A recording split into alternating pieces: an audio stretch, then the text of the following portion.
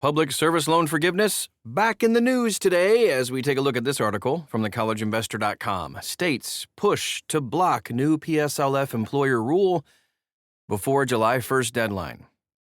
Quickly approaching. Before we get to it, quick reminder, anytime you hear a podcast, you can always check out the article with more links and resources and everything you want to know about the topic at thecollegeinvestor.com. Also on social media, just search for the words The College Investor, and you'll find us. All right, let's take a look at this.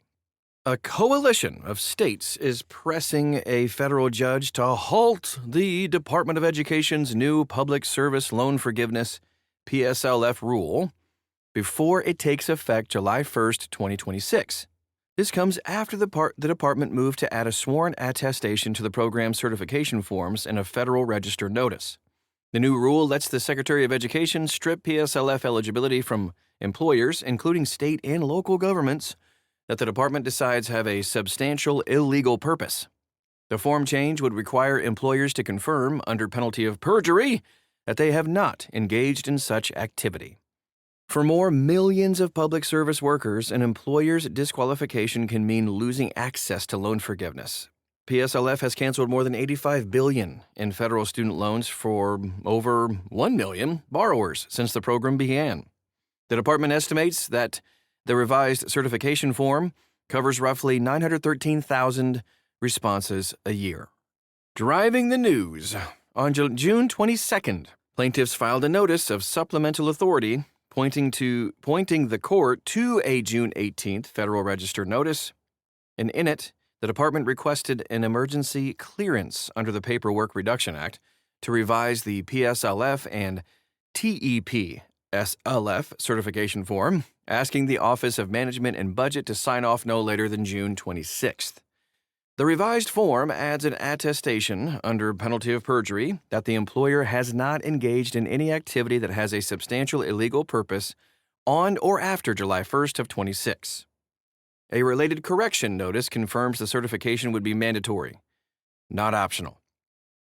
The states say the filing shows the rule is imminent and renewed their request that the court rule on their pending summary judgment motions, which asked the judge to vacate and block the rule before the July 1st effective date. Catch up. 21 states and the District of Columbia sued the department in November 2025 over the final rule, which was promulgated October 31st of 2025. It came out of a negotiated rulemaking that ended without consensus. The rule's listed illegal purposes include aiding illegal immigration, supporting terrorism, certain medical procedures for minors, and illegal discrimination. Plaintiffs argue the standard is vague, pretextual, and it kind of exceeds the department's authority under the PSLF statute, which defines qualifying public service to cover essentially all government jobs, except members of Congress. Let's connect the dots. The College Investor has tracked this fight from the proposed rule through the lawsuits. Earlier coverage detailed how 21 states sued over the rule and laid out a PSLF strategy alongside the new WRAP repayment plan and Parent Plus changes. The core risk for borrowers is unchanged. If a state, city, or nonprofit employer is deemed to have a substantial illegal purpose, its staff could lose eligibility unless they move to another qualifying employer. Move, meaning change jobs. The department asked OMB to approve the form by June 26th, with the rule set to take effect July 1st.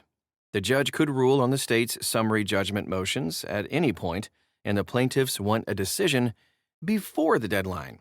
Yeah, the deadline is quickly approaching. Maybe even past the deadline as you listen to this. But we will at least keep our eye on it. Follow us on social media so you can be up to date on everything that's going on with all the changes coming at the College Investor. Search those words, you'll find us. Thanks so much again for stopping by today, and we'll talk to you again real soon.